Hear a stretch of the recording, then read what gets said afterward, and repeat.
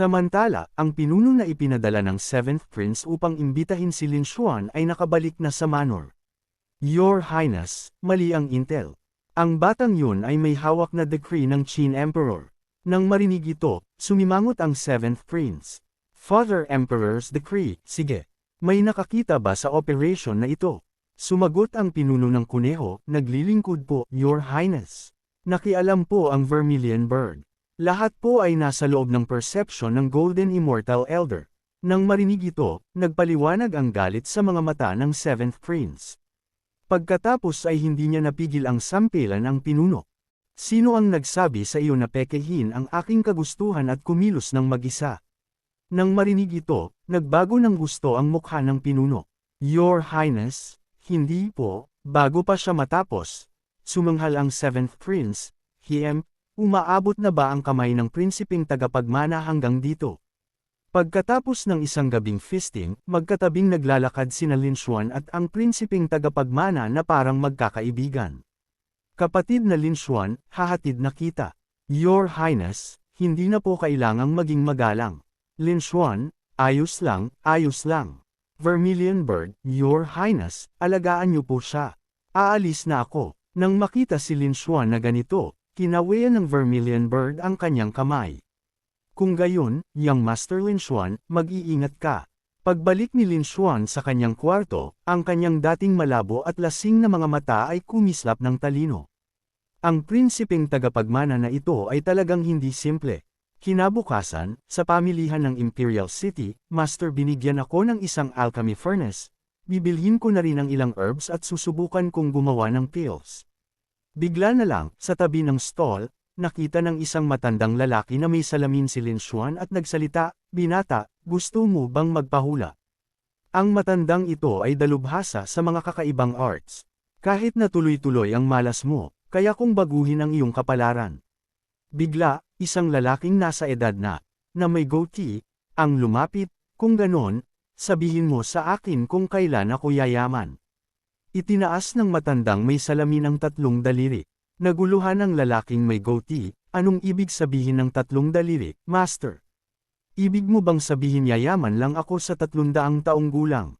Nang makitang walang sinasabi ang manghuhula, nagsalita muli ang lalaking may goatee, baka 3,000 taong gulang.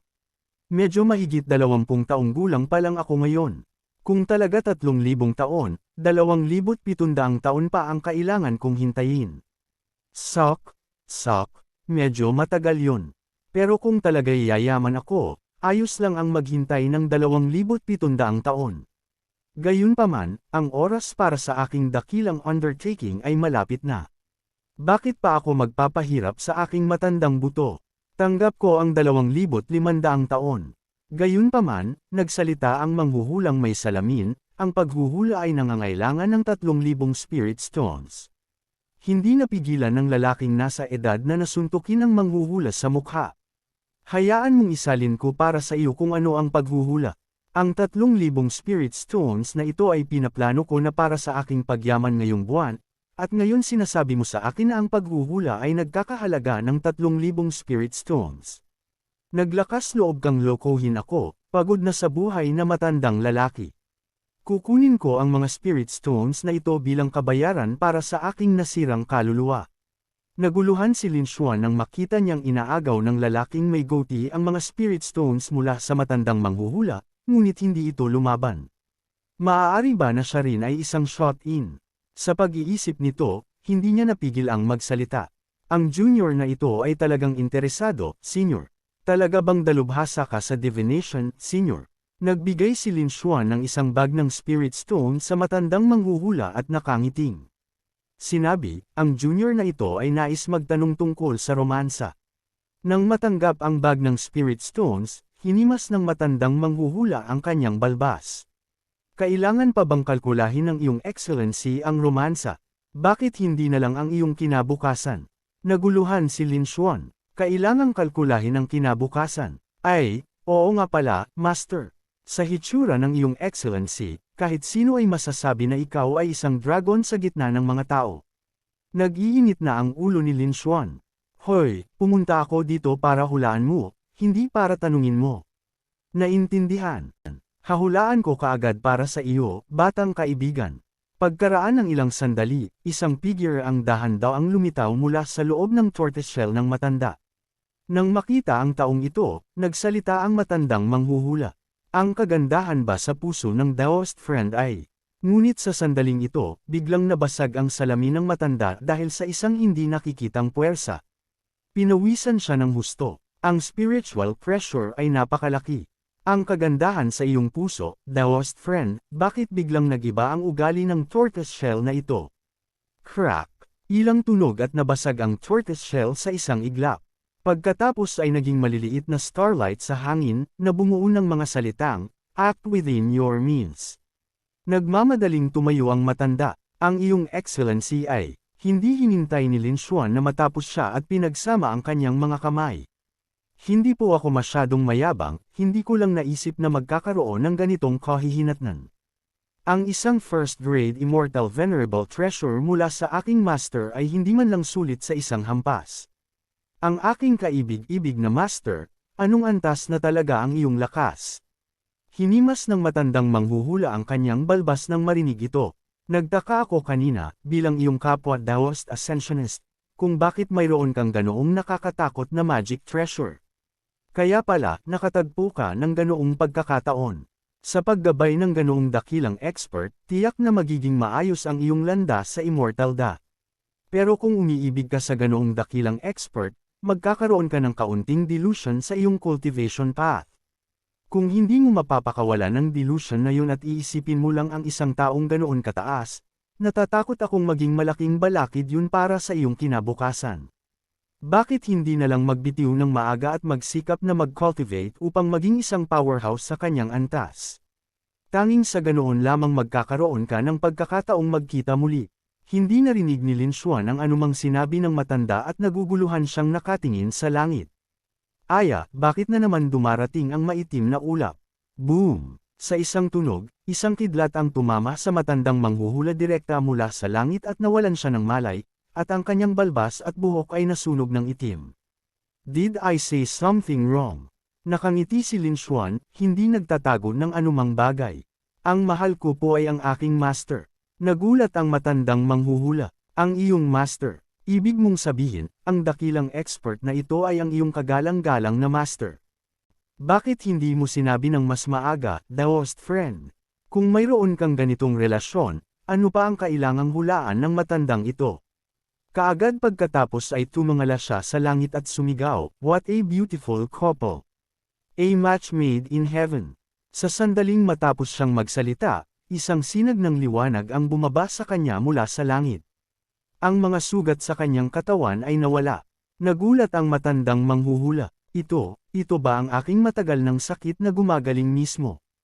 At ang aking mga mata na bulag ng 10,000 taon ay nagpapakita ng mga palatandaan ng pagluluwag. Hindi nakakagulat na palagi mong hindi pinapansin ang pagmamahal ng mga babae mula sa lahat ng direksyon. Kaya pala mayroon ka ng magandang babae sa puso mo. Kung ikukumpara sa iyong kagalang-galang na master, ang mga babae ng Qin region ay wala na kundi mga bulber na nalalantang bulaklak. Natahimik si Lin Xuan. Ang mga sinaunang tao ay madalas nagsasabi na ang dahilan kung bakit ang mga tao ay matuwid at dalisay ay dahil ang iba ay hindi pa nagbigay sa kanila ng sapat na pera. Nagsalita muli ang matandang manghuhula. Sumali ka sa sect ng dakilang expert na ito, ang iyong kinabukasan ay walang hanggan. Ngumiti si Lin Xuan. Lahat ng ibinibigay sa akin ni Xuan ay swerte ko lang. Ang lahat ay nakasalalay pa rin sa kalooban ng langit, di ba? Dapat ko ring batiin si Senior dahil nagkaroon ka rin ng sarili mong pagkakataon ngayon. Mabilis na umiling ang matandang manghuhula.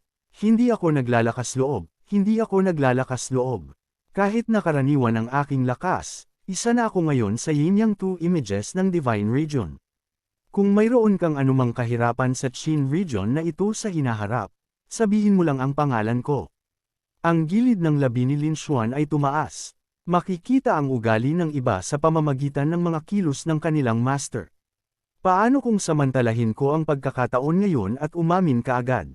Pagkatapos ng lahat, kahit na ang aking master ay mas malakas kaysa sa kahit sino, babae pa rin siya sa puso. Paano hahayaan ang isang ganoong romantikong bagay na ang babae pa ang magsimula?